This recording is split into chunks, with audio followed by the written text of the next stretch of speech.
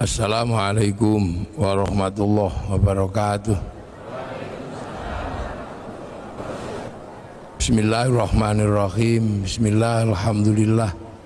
Wassalatu wassalamu ala rasulillah Sayyidina Muhammad ibn Abdillah wa ala alihi wa ashabihi wa azwajihi wa dhurriyyatihi wa ahli baitihi wa man tabi'ahum bi ihsan ila yaumil qiyamah. Para alim, para ulama, para kiai, sedaya takmir masjid, napa jenenge? Masjid Agung Sleman, Dr. Wahidin Sudirohusodo yang saya hormati, Bapak Bupati yang kita cintai, selamat dan semoga sukses mimpin Kabupaten Sleman. Baru dilantik belum sebulan Pak Wakil Bupati, saya hormati, semoga kuat ngancani Pak Hardo.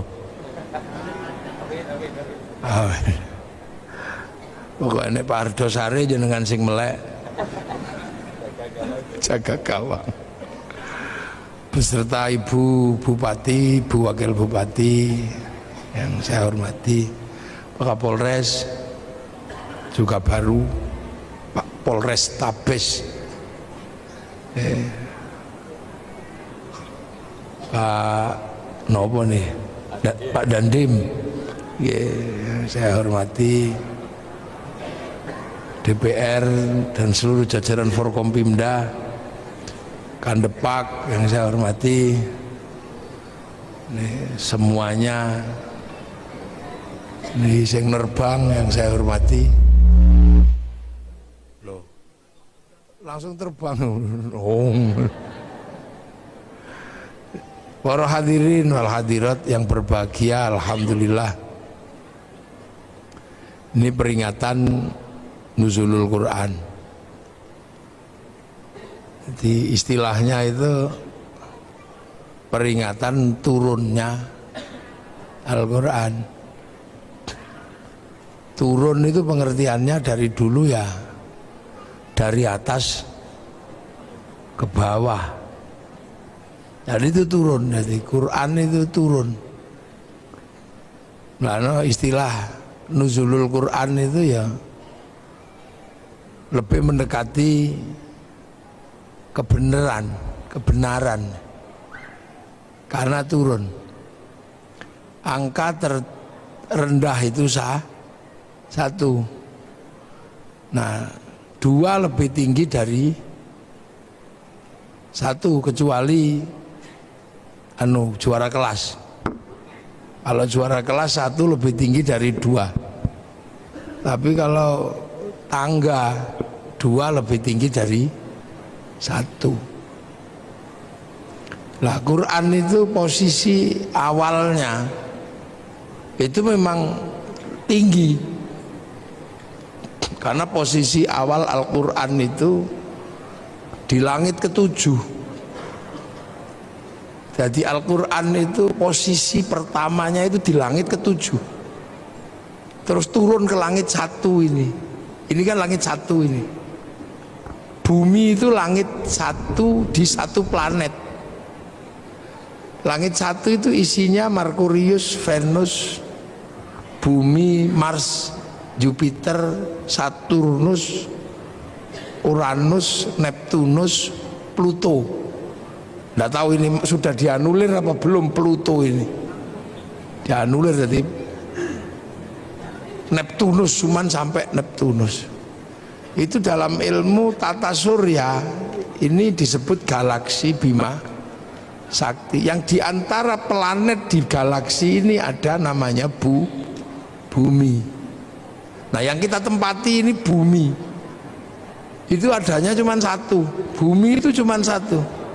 Makanya Allah selalu menyebut bumi itu ardun. Tapi ardun itu ada ruang yang lebih gede. namanya sama, langit.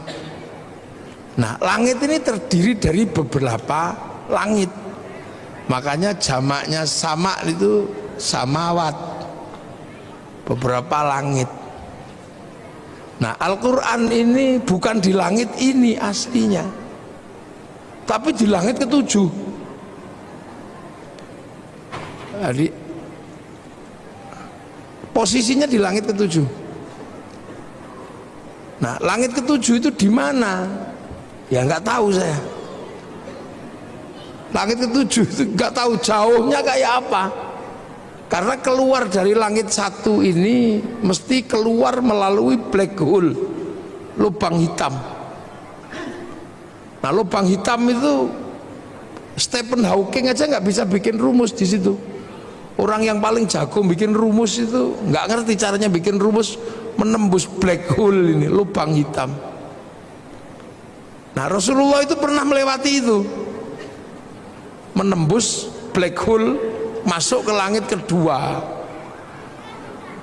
ke langit ketiga, ke langit keempat, ke langit kelima, 6 tuh 7. Nah, itu posisinya di mana nggak tahu. Yang jelas bahwa Rasulullah itu sampai di Sidratil Muntaha, di langit ketujuh. Nah, di langit ketujuh itu ada cloud, kalau anak sekarang bilang itu. Ada cloud, ada pusat data. Jadi dunia ini ada pusat datanya. Ada harddisk besar yang berisi tentang data-data, apapun blueprint dunia ini ada datanya. Nah, data itu dijaga betul biar gak diretas, biar gak dihack. Siapa yang punya potensi untuk meretas itu? Iblis. Makanya dijaga. Nah, karena itu sangat terjaga, cloud atau harddisk catatan-catatan dunia itu, maka itu disebut lauhil mahfud. Jadi lauh itu adalah, dulu orang Jawa dulu lauh itu sabak. Sabak itu alat tulis. Jadi tempat untuk menulis itu lauh. Mahfud yang terjaga. Nah, itu catatan semua ada di situ.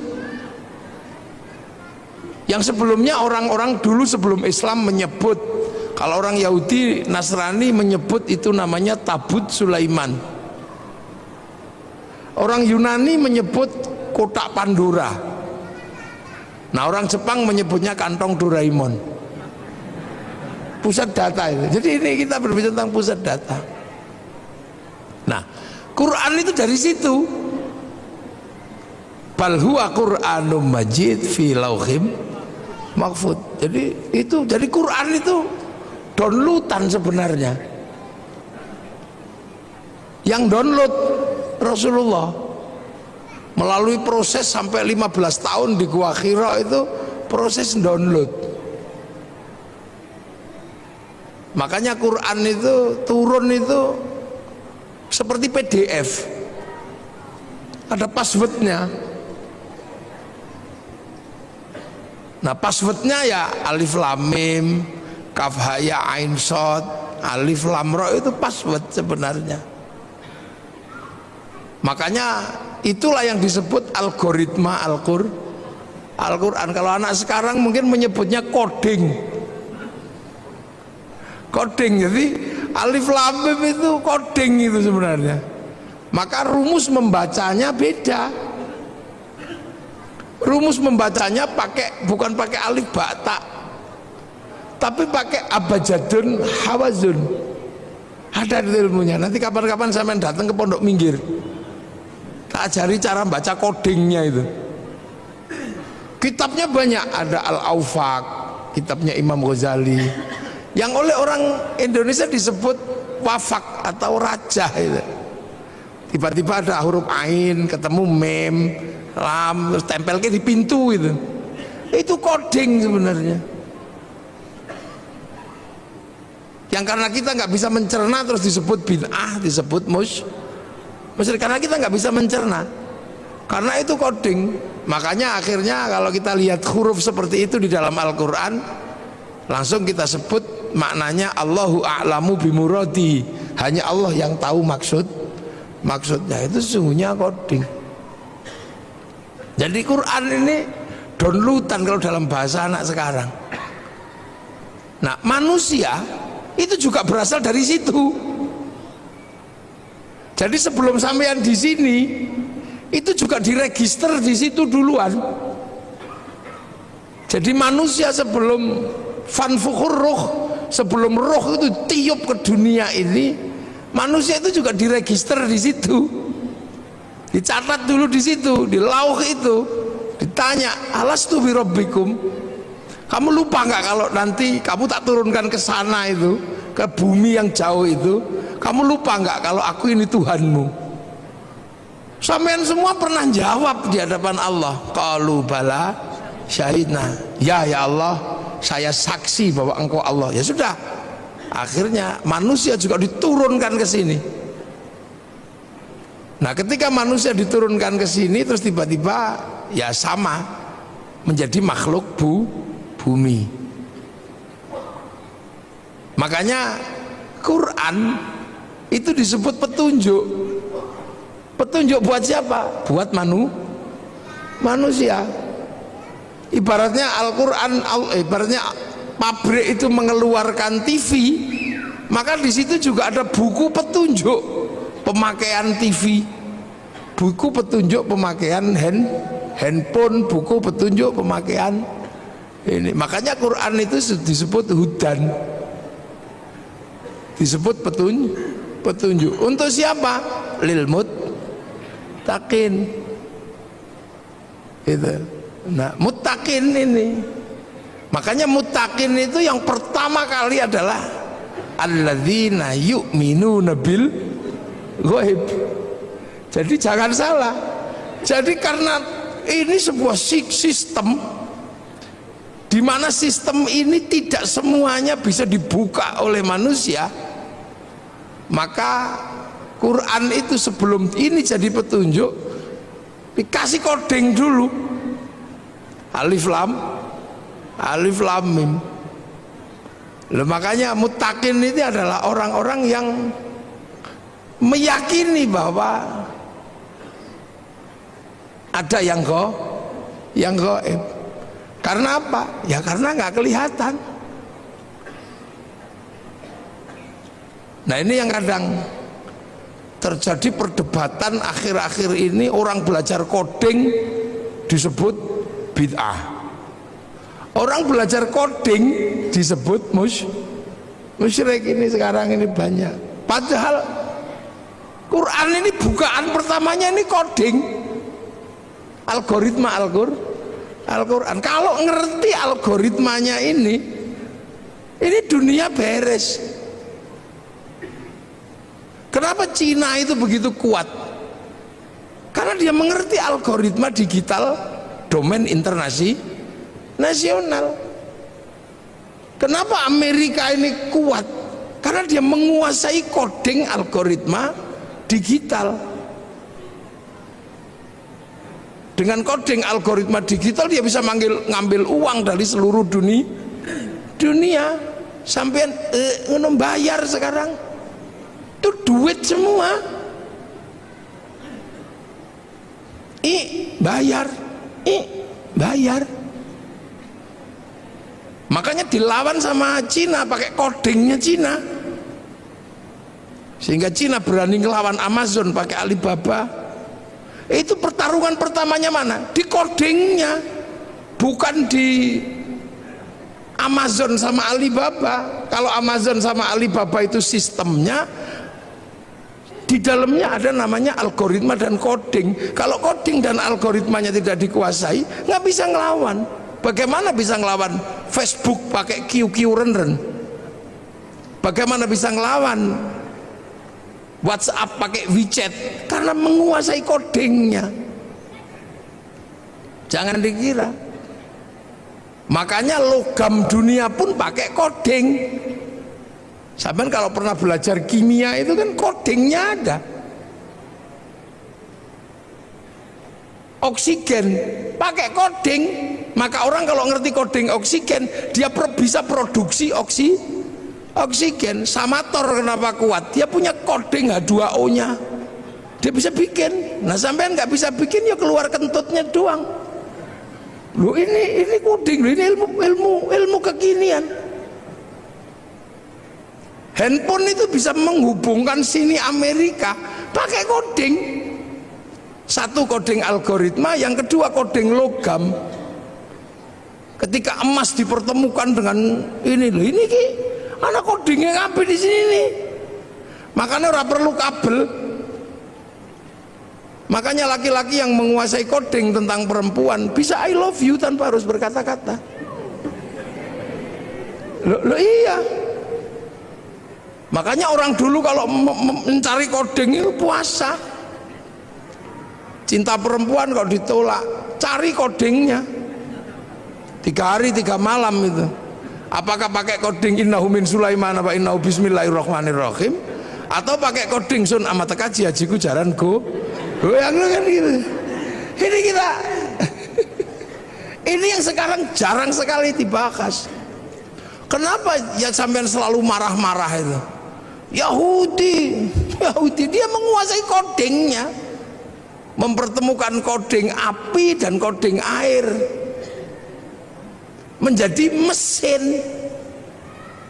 Kita tahunya cuman pakai motor ngwes gitu, tapi kok bisa besi ketemu dengan platina, besi ketemu dengan pertamak, ketemu dengan pertalite. Nah, saya nggak bakas itunya, ngapain bakas itunya?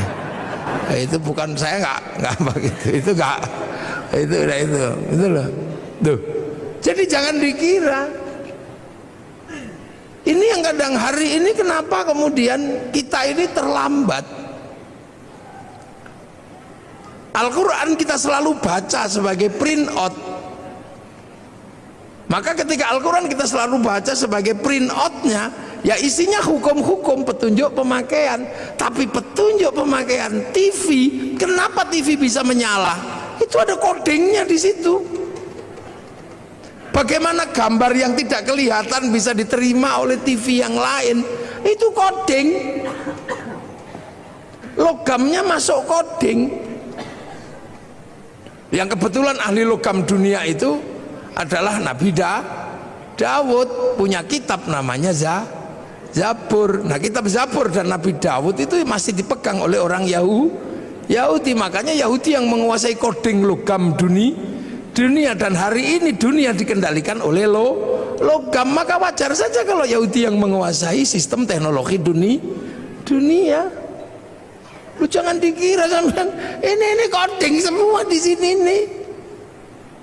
Kok bisa besi so ngirim gambar gitu. Lah itu. Jadi sampean jangan dikira Facebook ketika dia menguasai codingnya, dia punya uang 200 triliun setiap bulan dari Asia Tenggara. Ayo, judi online, ngeslot itu yang pertama kali dilakukan bikin coding dan algoritma. Bukan bagaimana cara ngambil uang secara manual, pakai coding. Makanya ketika sampean mau dapat uang dari bank, ya pakai coding, passwordnya harus pas. Pakai coding orang ya duitnya nggak keluar, walaupun ATM-nya diproduksi sama oleh bank yang sama. Lah ini, jadi kita ini sebenarnya ada satu titik ini, manusia ini. Kalau dokter menyelesaikan manusia itu pakai coding semua. Darah itu kodenya apa? Bukan kok kemudian DARAH, enggak. Seluruh partikel dalam tubuh manusia itu pakai angka, pakai coding. Kan gitu. Jadi kalau misalnya contoh Pak Hardo ini jadi bupati, proses jadi bupati dan bupati itu berbeda. Karena begitu jadi bupati, Pak Ardo dan Pak Wakil ini ketemunya bukan dengan bupati lagi, tapi ketemunya Sleman dalam angka, ketemunya koding-koding semua itu. Tentara yang bagian nembak itu apa itu namanya? Apa? Tentara yang bagian kavaleri? Bukan. Armet itu. Armet itu nggak ada di situ, tembak itu nggak ada. Itu pakai kode-kode semua, angka semua. Jadi jangan dikira. Nah inilah sebenarnya dari awal itu kita sudah cukup maju sebenarnya diajarkan bahwa Al-Quran ini adalah downloadan. Nah manusia ini juga produk dari sana, sama-sama dari pusat yang sama. Makanya manusia ketika turun ke sini dikasih paketan kan, ada paketannya itu, karena dari pusat data yang di sana kasih paketan, rezekinya sekian, istrinya ini, nyawanya sekian gitu. Kalau paketannya habis ya kick, udah selesai.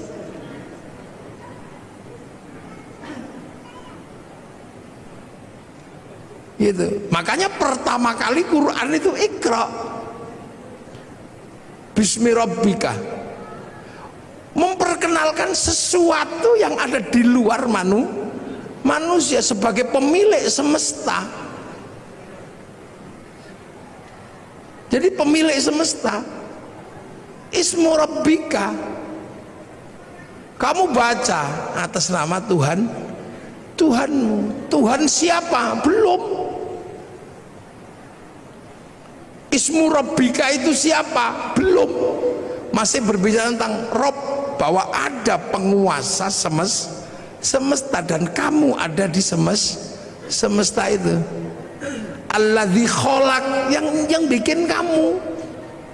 Karena waktu itu manusia nggak ngerti. Taunya bahwa manusia itu ya hadir dengan sendirinya.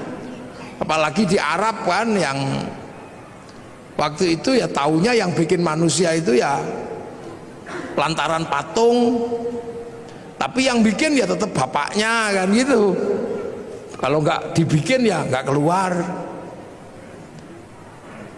Itu dia nggak ngerti bahwa ada semesta Tuhan, itu nggak ngerti. Makanya manusia pertama kali diajarkan, kamu harus tahu bahwa ada realitas universal, realitas mutlak, kalau di luar realitas parsial seperti kamu. Kamu ini realitas parsial seperti realitas sapi, realitas ini. Tapi di balik itu semua ada yang mutlak. Nah itulah penguasa goib, pemilik goib itu. Yang kamu lihat karena kamu nggak kelihatan, atau yang kamu nanti akan lihat tapi hari ini belum kelihatan. Akhirat itu goib karena kamu belum nyampe sana, nanti kamu akan sampai. Sederhana itu aja, ya sudah, kamu bawa, ada yang bikin. Yang kebetulan Rasulullah di Mekah, karena orang Mekah waktu itu sudah nggak ngerti bahwa dunia dan seisinya itu ada pemiliknya. Karena Mekah itu lama ditinggal Nabi. Nabi terakhir di Mekah itu Nabi Ismail. Setelah Nabi Ismail pindah ke Filistin, orang Mekah nggak ngerti Nabi. Wis belas orang ngerti Nabi wong Mekah itu. Makanya disebut fatrah. Jadi nggak ngerti karena sudah lama ditinggal Nabi. Orang Sleman karena nggak pernah ditinggal kiai, ya tahu kiai. Makanya ketika kiai datang ya bupati aja nyambut. Karena Sleman tahu kiai, karena nggak pernah kosong semenjak Islam datang ke sini. Sleman ini selalu terjaga, sehingga selalu ada kiainya. Maka generasi kesekian pun masih tahu kiai, gitu. Masih tahu ulama. di Irian yang tidak pernah diajarkan tentang kiai, jangan pernah membayangkan mereka kenal kiai. Makanya kalau kiai datang ke sana nggak usah minta disambut, orang sana nggak ngerti karena nggak pernah ada kiai. Sering saya contohkan, mungkin kalau saya di sini orang tahu kiai, saya di Irian dikira tim pemburu babi, ya nggak usah marah, ya nggak usah emosi. Makanya Rasulullah itu ketika harus berbicara tentang Rob itu penuh kesabaran di Mekah itu, karena orang Mekah nggak ngerti. Makanya Rasul nggak suka marah-marah, kamu hancurkan, enggak. Yang tahu Rasulullah itu Rasul itu di Mekah waktu itu cuman Allah, nggak ada yang ngerti. Beda kalau Rasul lahir di Filistin. Filistin itu secara teologi, secara sosiologi, secara antropologi masih ketunggon. Apa ketunggon itu? Masih ditungguin Nabi. Jadi orang tahu Nabi kalau di sana. Kalau di sana nggak ngerti. Kalau Nabi lahir di Palestina gitu, enteng. Aku Nabi. Oh ya, kamu Nabi. Karena orang lahir di Mekah ngaku Nabi. Makanya orang Mekah nggak ngerti Nabi. Makanya saksinya hanya Allah. Wa kafa billahi syahida, hanya Allah saksinya. Sudah gitu pelajaran Tuhan itu repot bagi orang Arab waktu itu, sulit. Tuhannya Tuhannya kelihatan, patung diajarkan kepada Allah yang tidak kelihatan. Robnya banyak diajarkan Rob satu, Tuhan satu, susah. Kalau beribadah susah lagi, suruh wudhu. Wudhu itu susah bagi orang Arab karena pakai air. Air itu bukan budaya Arab, karena di Arab nggak ada air, diminum aja susah kok suruh wudhu, apalagi suruh jinabat, tambah susah lagi. Kalau seandainya budaya air itu di Indonesia gampang. Makanya kalau sesuai budaya Arab mestinya toharo itu hanya sampai di tayamum, di debu. Jadi Islam itu bukan Arab sentris, karena pelajaran dasarnya sangat berbeda dengan budaya Arab. Jadi Islam itu sangat berbeda yang diajarkan Rasul dengan budaya Arab. Orang Arab nggak ada air, diajari pakai air. Sudah tahu makanan itu susah, tiba-tiba disuruh sedekah, disuruh zakat. Orang Arab itu cari makan susah, harus berburu. Makanya orang Arab itu kalau berburu saudaranya harus banyak. Kalau berdagang kafilahnya harus banyak. Kafilah yang saudaranya nggak banyak diajar sama kafilah yang mayoritas mate. Makanya orang Arab itu saudaranya harus banyak. Makanya tradisi orang Arab itu seneng ngitung saudara. Saudara bin ini, bin ini, bin ini. Untuk apa? Membangun komunitas. Karena sistem survive-nya orang Arab adalah komunal. Nek kekuatannya sedikit kalah sama suku, dikit kalah. Begitu berebut air gitu, saudaranya cuma 5, ditabrak yang saudaranya 20, hilang. Sementara cari air di tempat lain susah.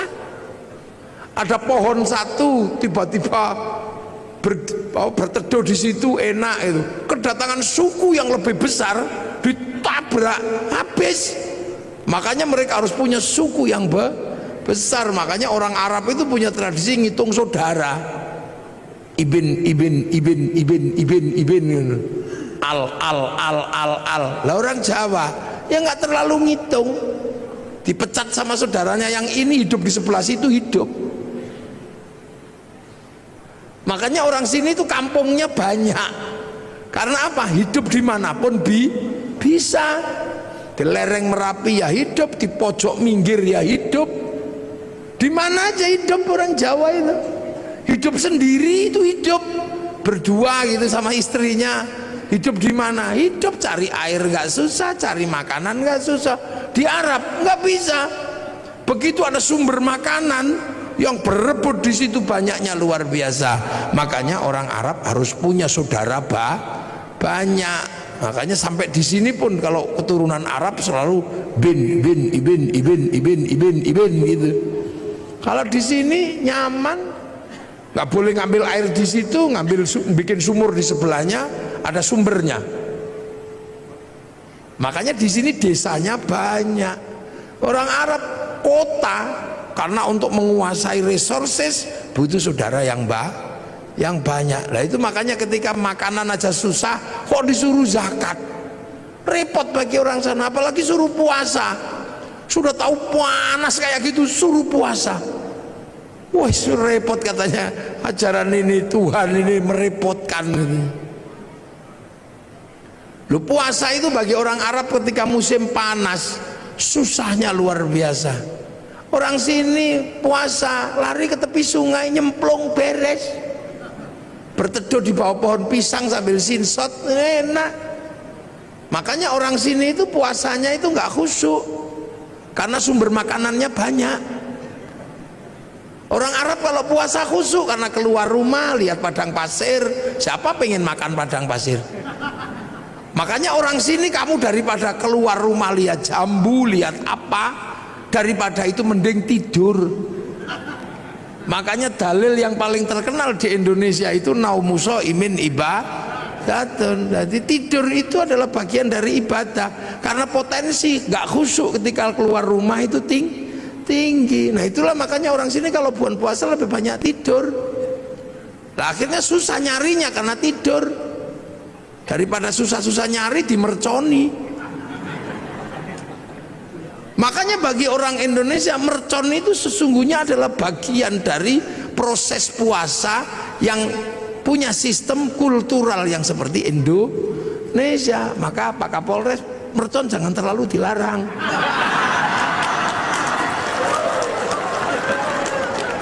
Loh ya kan, ada bagi lo ini budaya masing-masing sama.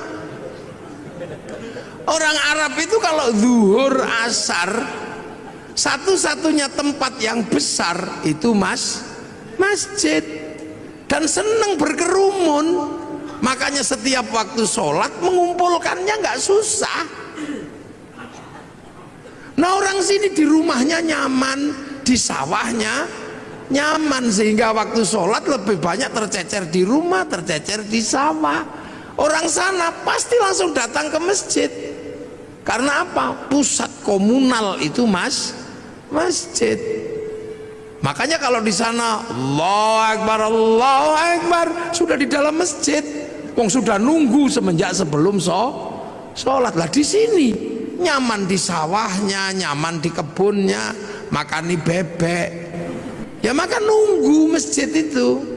Sambil nunggu Robana ya Rabbana, sambil nunggu karena nyaman di tempatnya masing-masing. Speakernya harus tinggi biar denger.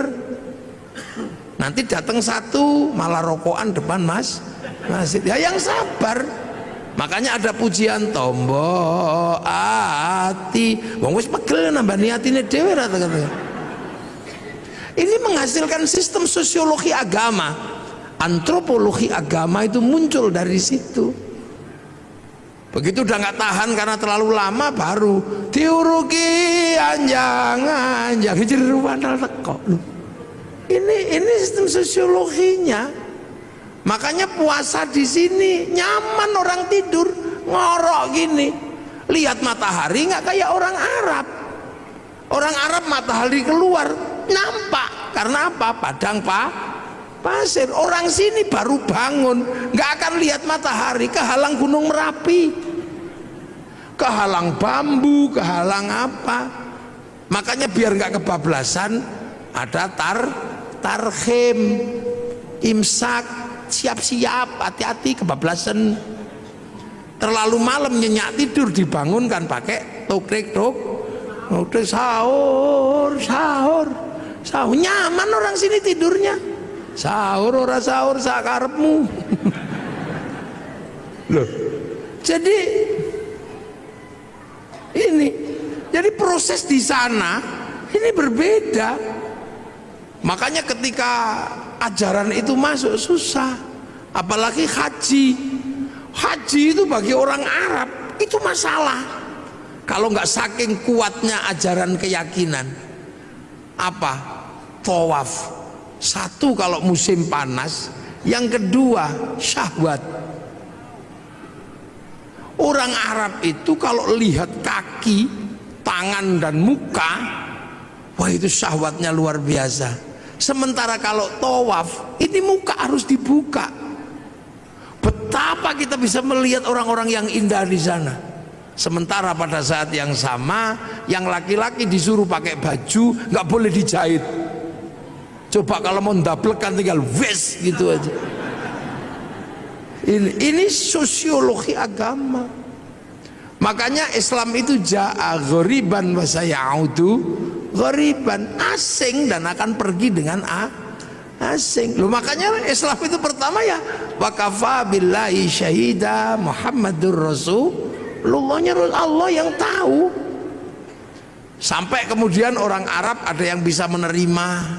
Nah itu yang disebut walladzina ma'ahu, orang yang bersama Rasulullah, para sahabat. Makanya sahabat itu ya orang Arab, karena Islam itu turun di Arab. Sahabat ya Abu Bakar, Umar, Utsman. Nggak ada sahabat namanya Joni itu, atau Hardo, itu nggak ada. Ya Danang, Edi, ya nggak ada. Wong itu baru terjadi proses di sana. Sampai akhirnya orang-orang yang mengikuti Rasul ini bentrok sama yang tidak mau. Makanya ada konsep asyidda'u 'alal kufar, marah sama yang kafir, yang nolak. Sampai akhirnya rekonsiliasi. Yang kafir masuk Islam, sudah, wong ora ngerti kok ya enggak apa-apa. Abu Sufyan, abu-abu yang lain itu masuk Islam.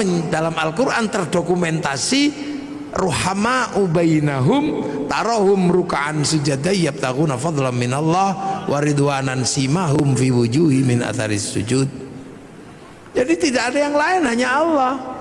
Sampai akhirnya Islam itu keluar dari jazirah Arab. Nah itu digambarkan dalam Al-Quran ayat terusannya, dzalika mathaluhum fit Taurat wa mathaluhum fil Injil kazar'in. Islam itu digambarkan di Taurat dan di Injil seperti tanaman. Lah makanya kemudian ada yang nanam. Yang rukun Islam tadi itu, rukun Islam harus ditanam. Nah ada yang berangkat nanam ke Eropa, Tariq bin Ziyad. Ada yang berangkat nanam ke Cina, Sa'ad bin Abi Waqqas. Ada yang berangkat nanam ke Afrika, sahabat Salman, sahabat Bilal.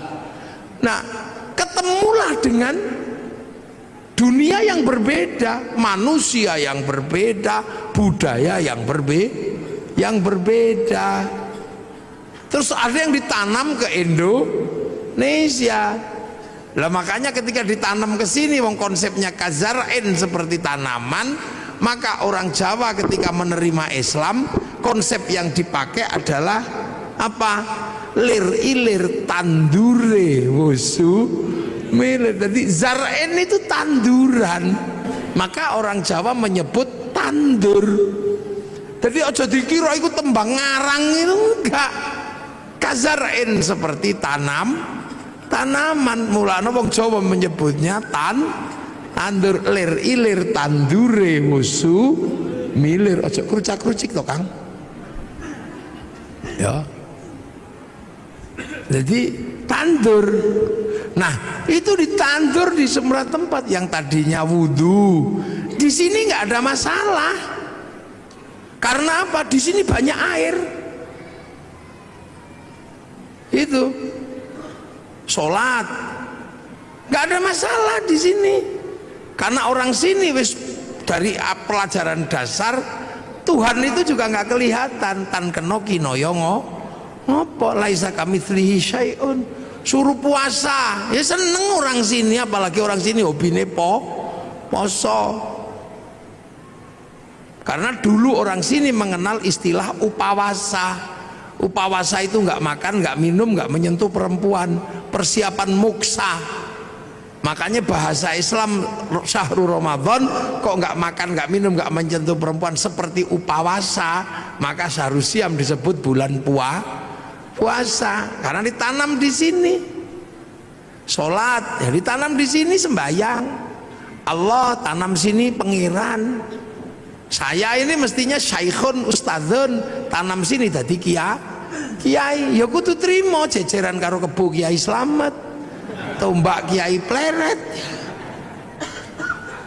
musola langgar Allah pangeran, malah ono sing ngarani sing ngecet Lombok. Ya itu biasa. Sampai hari ini sing teko dhisik Honda, ya walaupun RE King ya tetap disebut Honda, karena yang datang pertama Aqua, maka Ades pun ya rela disebut Aqua nasional disebut Sanyo, seluruh pembalut ya Softek. Ya ini karena ini namanya sosiokultur. Jadi jangan dikira agama itu tidak, karena dipakai manusia punya budaya, punya pengetahuan.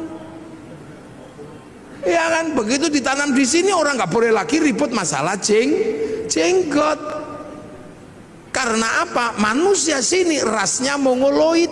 Ras mongoloid tidak punya jenggot. Kalau ras Semit bangsa Arya punya jenggot. Makanya sahabat dan orang Arab sampai sekarang masih punya jenggot seperti Nabi, karena bangsanya sama.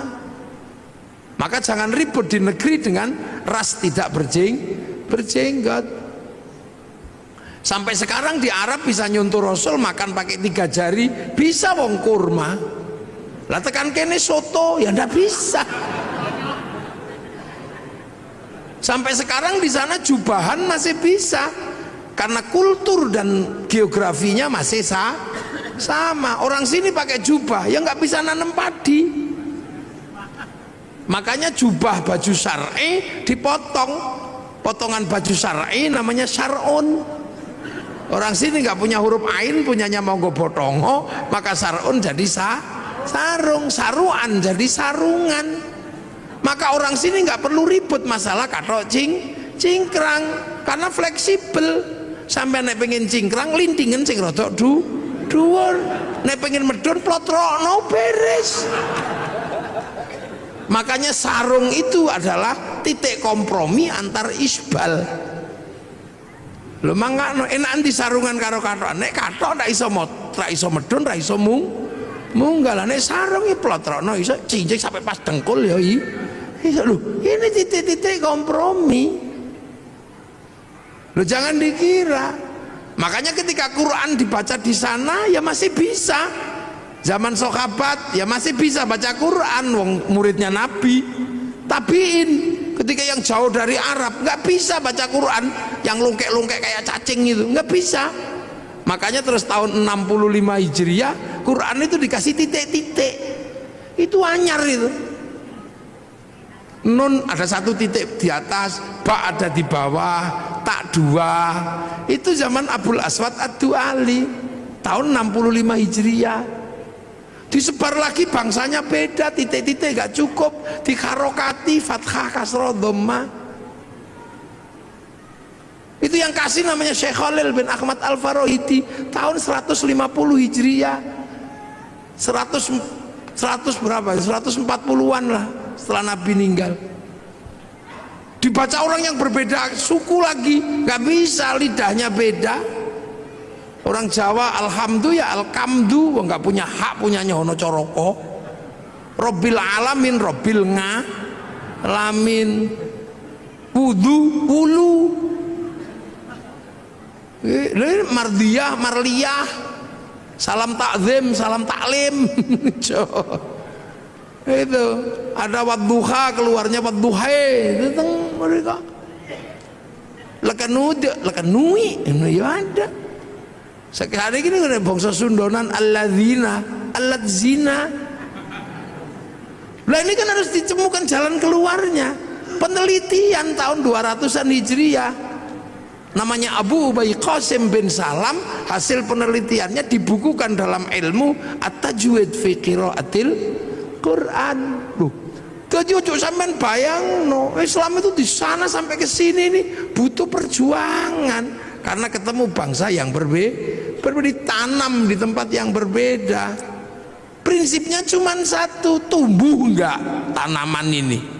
Akhraja syat'ahu fa'azarahu fastaghladha fastawa ala suqi yu'jibu zurra al-yaghidha bimul kufar. Tanaman ini tumbuh enggak? Sampai kemudian ketika dibawa ke pasar ini menjadi mendominasi apa enggak? Dominan atau tidak di pasar agama ini? Makanya pakai bahasa suk. Nah, hari ini ketika Islam ini ditanam di sini, tumbuh, berkembang, dan di pasar internasional kita paling banyak. Mau haji paling banyak orang Indonesia. Berbicara sholat paling banyak orang Indonesia. Orang hafal Quran orang Indonesia. Setiap kiroah juaranya dari Indonesia. Masjid paling banyak Indonesia. Jadi ketika berbicara konsep agama Islam dan pertumbuhannya, yang ditanam di Eropa macet, yang ditanam di Afrika ya segitu-gitu aja, yang ditanam di Cina juga nggak tumbuh, tapi yang ditanam di sini tumbuh subur menjadi dominasi pasar dunia. Loh kok gitu? Ada yang mengatakan Islam terbaik ada di mana? Ya di sini. Ya di sini. Makanya saya kalau mau belajar identifikasi agamanya nggak usah jauh-jauh. Karena identifikasi agamanya jauh-jauh akhirnya ribut di masalah simbolik, ributnya di jenggot. Jenggot ini bukan masalah prinsip karena ini masalah perbedaan bangsa. Kok tiba-tiba di sini ribut masalah jenggot? Kalau ribut masalah jenggot ya di Afghanistan sana yang bangsanya masih jenggotan semua. Tiba-tiba di sini kok ribut masalah pujian. Tiba-tiba di sini ribut masalah gedek-gedek di zikir. Ya orang sana bahasa Arab paham, meskipun diem begini ngerti caranya zikir. Kalau orang sini nggak bunyi, simbah-simbah itu loh nggak bisa ngerungokno zikir opo, main ketop-ketop ngendak. Muni opo mbah ngono we. Terus meneng ini ya turu. Ini problem sosiologi, agama, antropologi. Jadi akhirnya Islam sekarang ini berdebat terhadap sesuatu yang sebenarnya sudah lewat. Udah lewat masanya. Coba sampai delok persoalan tumpeng. Persoalan tumpeng aja ribut. Loh ini kan persoalan makanan. Sampai nggak ribut orang Arab ingkunge iki onto. Napa sampean ribut ingkung pitik? Wong Yaman ingkunge wedhus. Sama delok itu Raja Salman kalau menyambut tamunya makan bersama, ingkunge unta, Pak. Lengkene wedhus sing 20.000, pitik sing 20.000 sampean ribut. Soalnya nopo? Nek wedhus larang, makanya di sini cukup pitik, murah, ndoke akeh. Kita akhirnya kan ribut masalah sesuatu yang sebenarnya udah nggak perlu diributkan. Ribut masalah ngadep kiblat, fawalli wajhaka syatrul masjidil haram, ngarah-arah tok ae lho. Lapo sampean ribut pokoke anggere madhep rono ngene, Allah akbar, wis ini wajhatu wajhiya. Wong pancene ado, sinyale kadang ilang. Allah oke mau wis merem-merem ini wajah tuh wong pancene online ayo sinyale ilang. Wong pemancar utamanya neng Mekah kono lagi ini cuman pemancar lokal. Begitu ono ting ting ting bakso ya. Wah, begitu melek sarunge bolong. Udah lah gitu itu gak usah ribut masalah ngono kuwi. Kita suka ribut sekarang terhadap sesuatu yang sebenarnya tentang Allah. Apa Allah? Pengene lah nek Kanjeng Nabi kalau di atas unta gini wong wis ketok teko nguri, nek pengimamane agak rendah gini supaya ketok teko mburi. Ini kan problem-problem yang sudah terjelaskan. Jadi karena ditanam di sini ya pakai sini. krungu Islam Nusantara. Iya apa? Lu Islam fi Nusantara, Islam di Nusantara itu ya gini. Sampean tutup auratnya katok, lambi, peci, kono jubah, kono udeng, manono tok. Imamah ya udah loh. Jadi kita ini terkadang ribut maka persoalan gizi loro, ribut tumpeng, ribut ake, ribut hormat bendera, ribut apa? Yang sesungguhnya itu problemnya adalah problem bangsa yang berbeda, tapi rukun iman, rukun Islamnya tidak pernah berubah. Lah apa sama ribut kentongan karo beduk? Padang pasir, Allahu Akbar, krungu wong kadok. Lah kene ra dikai beduk ya ora krungu. Saiki beduk pensiun gara-gara ono speaker. Karena lebih keras speaker itu. Besok speaker ya pensiun. Wong lunga ning masjid di WA. Pakai alarm. Wah, sampean lho. Rabi biyen salaman ngene. Saiki lewat video call ya iso. Zamannya berubah. Dhisik wong Jawa sing paling sakti iku sing nempiling semaput. Ini sakti. Saiki wong sakti kere. Sak tempilingan 7 juta. Tanya Pak Kapolres sekarang, kalau tidak percaya praktek no. Maka ilmu itu juga otomatis hilang. Dhisik orang sakti itu ketika ngelirik wong wedok I love you, poso pitung dino pitung bengi. Saiki lho urung poso, kelewatan Avanza, wis I love you. Cinta tumbuh bersama Avanza. Jadi loh, ini problem-problem yang berubah. Sampeyan arep meksa ndelok TVRI flora dan fauna, pengen terus kucing Afrika, ini sudah berubah. Saiki neng kene sampean buka apa ono. Ora perlu ngenteni sedina terus dinteni mertune Pak Harmoko, ngono ndak perlu. Jadi bupati pun harus begitu. Kita ini bangsa. Makanya sekarang Sleman lagi masalah sepak bola itu. Lah ya, Pak Bupati harus tahu sepak bola ini rasa ngoyo. Sepak bola itu punya bangsa yang berbeda. Wong Eropa ini gede-gede dhuwur-dhuwur. Lapangane podo, aturane sama. Lah wong kene cilik-cilik lawan Eropa, ya ora bakal menang. Lah nggih. Akhirnya agar imbang naturalisasi. Loh, basket, ya nggak usah kita ngejar terlalu terhadap basket. Menang karo NBA, ya mokal. Wong kono 2 meter seperapat, nah kene mung 170. Kene mencolot nggak yo kena udel. Ya coba. Ya maka Sleman ini yang menggalakkan olahraga yang mungkin bentek, mungkin. Lu sekarang sepak bola itu kalau nggak naturalisasi, ya mesti kalah. Wong-wong cilik peli ngono gini kalah. Itu olahraga internasional, standarnya sama, aturannya sama, manusianya berbeda. Ayo kondi, kon menang. Tinju kok musuh Mike Tyson ya disamplok ya pingsan dewe. Maka kayak Cina ketika mau memenangkan sepak bola, yang dipikir pertama kali cuma satu, cari orang 20 laki perempuan yang tingginya 170 dinikahno anak 2 meter. Loh itu cara pertama. Jepang juga sama, mempersiapkan generasi yang tinggi. Lah nek naturalisasi ya entek duwe monggo bayar. Wis golek wong Sleman sing dhuwur-dhuwur nikahno. Persiapan membentuk kader sepak bola. Ngono. Kader basket. Nggih, kula sing mau idhoh nggih. Lho ini, makanya Thailand itu sadar diri. Begitu yang digalakkan olahraga ya sepak takraw itu karena bisa dia. Loh. Jadi seluruhnya ini menyesuaikan. Pabrik mobil, pabriknya sama. Ketika dikirim ke Eropa ya setirnya kiwo, kirim rene tengen.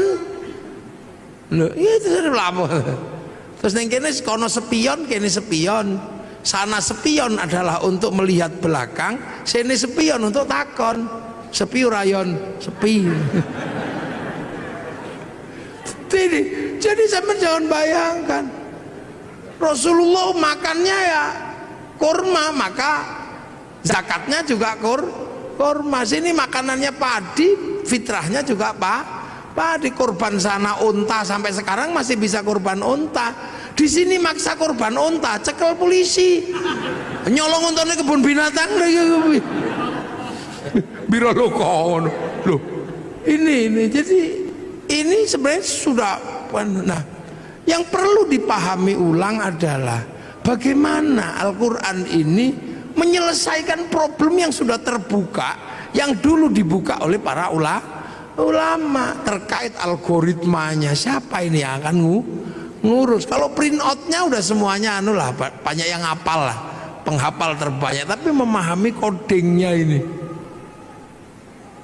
Karena manusia sama-sama dari sana, Quran dari sana. Makanya manusia itu bisa dikirimi Quran. Seperti provider handphone, dia menurunkan kartu. Nah, antar kartu ini bisa saling tukar data, karena data ada di provider. Makanya kartu ini kirim data sana bisa. Tergantung kita mau paketan apa. Yang penting punya wifi. Tidak punya wifi, ya cari wifi gratisan.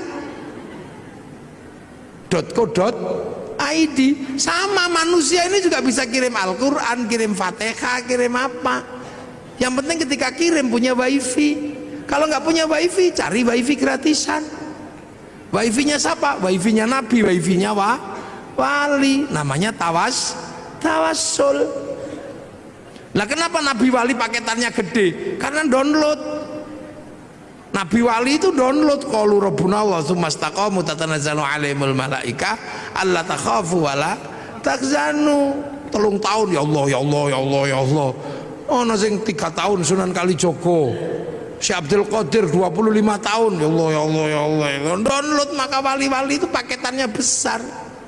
Makanya bisa mengerti hati orang karena bisa meretas. Wali-wali mau macam-macam, sampai dihack karo para wali, sampean paketannya gede, wong download. Nah, sampean kalau diajak download langsung tidur. Ya Allah ya Allah ya Allah ya Allah ya Allah ya Allah gringgingan.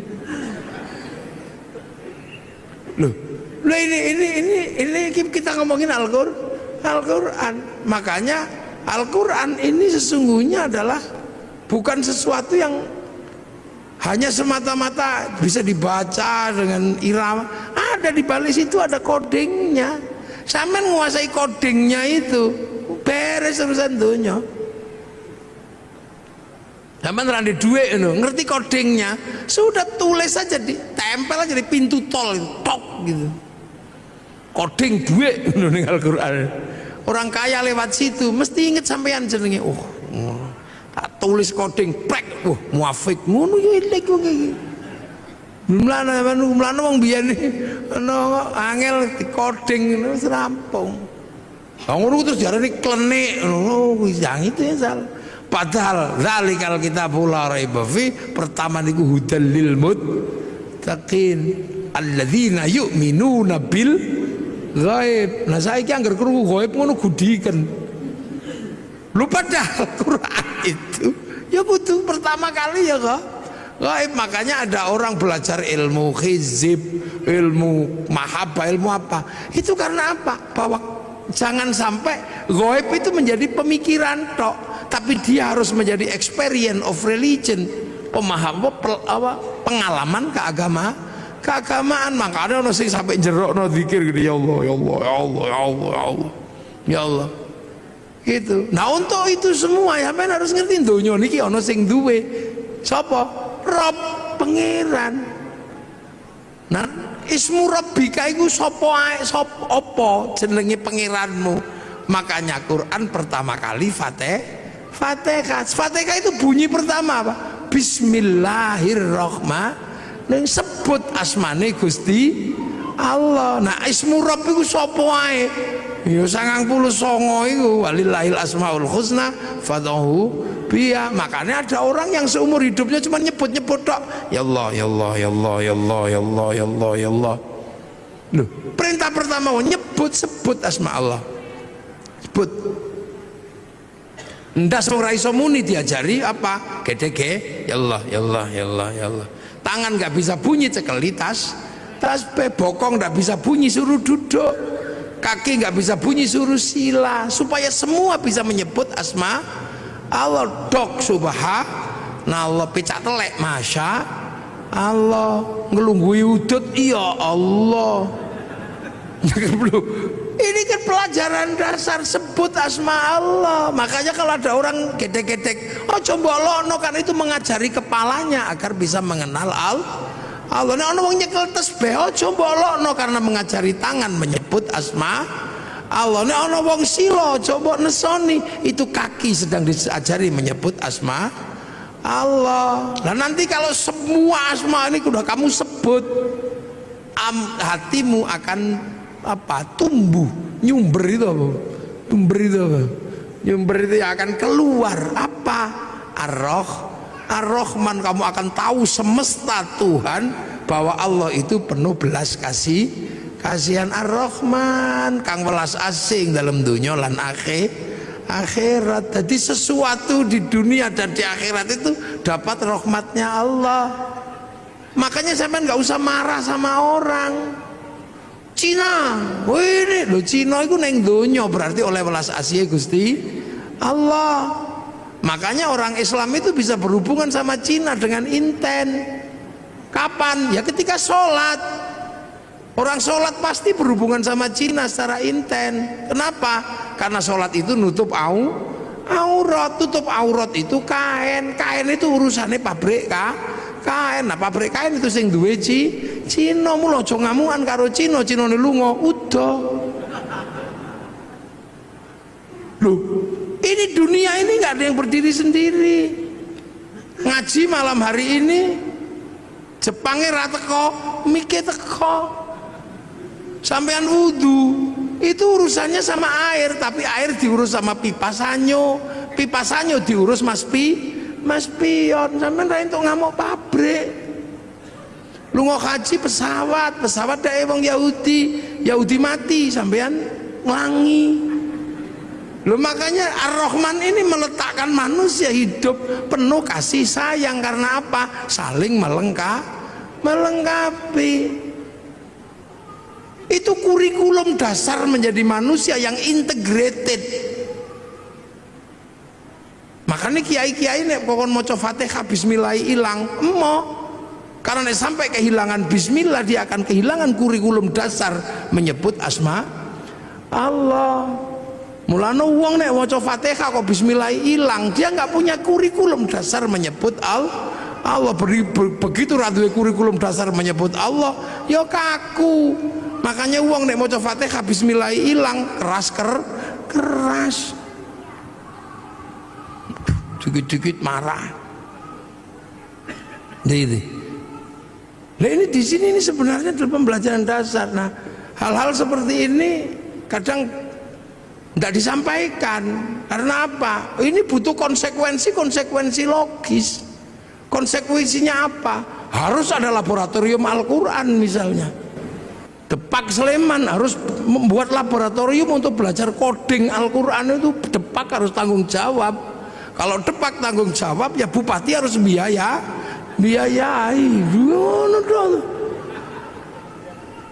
Kementerian Agama membiayai ini untuk apa? Mengkaji kitab-kitab klasik untuk membuka kembali algoritma dan coding Al-Quran. Kajian Al-Aufaq, Mamba'u Usulul Hikmah, Syamsul Ma'arif, ini kajian-kajian coding. Saya tahu seperti ini, kenapa coba? Belajar dari mana? Dari anak saya yang kecil. Angger dina Rebo belajar coding. Oh lah kok sama dengan sing tak pelajari mbiyen. Cuman ini coding digital, sing tak pelajari mbiyen coding Al-Quran. Dulu saya belajar tentang abjadun hawazun ini. Ono wedhus angel di kongkon manak templeki mbek ngono rong dina meteng. Lha iku nek wong tau mondho ngerti. Wong ra manak-manak ngono dikai coding wetenge templeki pluk ngono-ngono. Oleh 2 wulan ngono wis mandeg. Lha iku mbiyen makane kan ada raja-raja itu coding sebenarnya. Oh, begitu delok lho kok padha karo sing diajari anakku. Cilik belajar coding ini sama.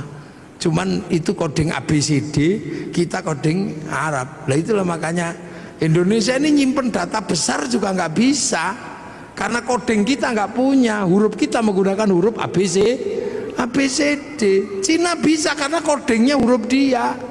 Makanya ketahanan digital kita nggak pernah bisa karena apa? Coding huruf kita menggunakan huruf ABCD, huruf Eropa. Coba disepakati coding kita huruf Jawa gitu misalnya. Terus pas bel gedes ngono kira-kira.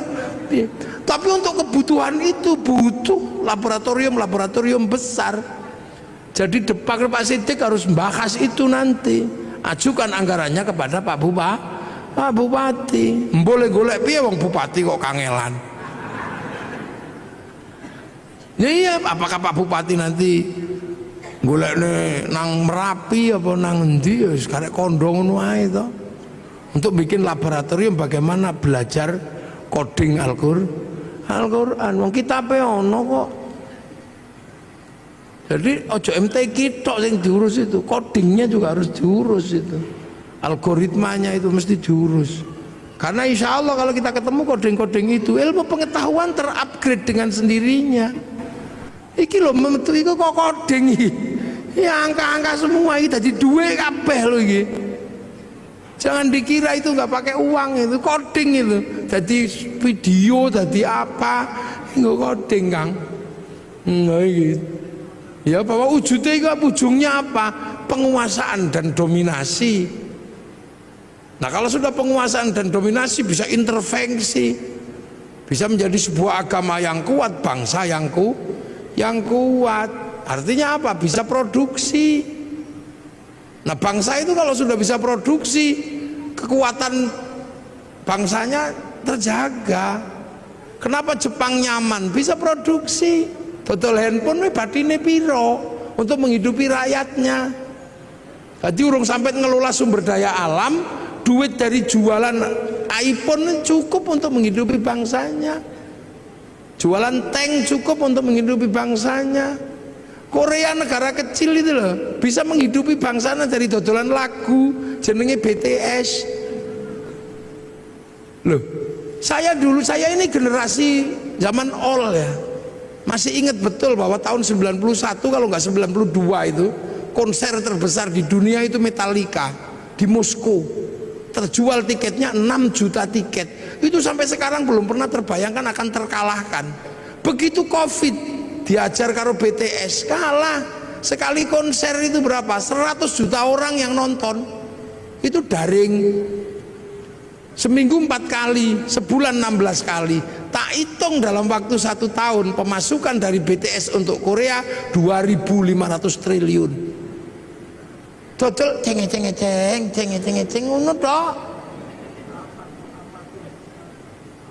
Amerika dapat pemasukan dari Facebook dan dari WhatsApp itu. MEI bayar, ngono bayar. Paling tidak per bulan 200 triliun. Nang sampeyan dodol apa? Geblek. Loh, ini penguasaan dunia jadi aja mbok kira dunia ini. Sampeyan selalu membayangkan APBD, APBN, tapi sektor informal yang dunia sudah bergerak nggak tergarap. Sampeyan malah mikir gawe biro umroh. Jadi sektornya tetap sektor manual yang hitungannya hitungan analog, bukan hitungan digital. Pernah enggak terus tiba-tiba kaum muslimin ini berpikir sholat Jumat digital online malah tadi masalah. Imam yang Surabaya, makmum yang Semarang. Maka Pak Ardo jadi bupati juga mesti mikirin yang itu, mangke Pak Ardo. Nggih, aja kok mikire pajak pasir ora oke. Anak Sleman yang pinter-pinter kumpulin semua. Wong Sleman ini gudangnya wong pinter. Kampus UGM, UPN, UIKIP jadiin satu IAIN, wis ngono mbakaso. Mungkin nggak bertarung di dunia digital, pakai coding ngopo iso. Loh, ini duit, ini penguasaan itu. Sampai ojo bayangno.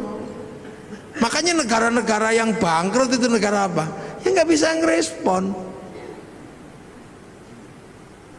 Coba saiki meng dodol BTS ceng ngono setahun sakmono.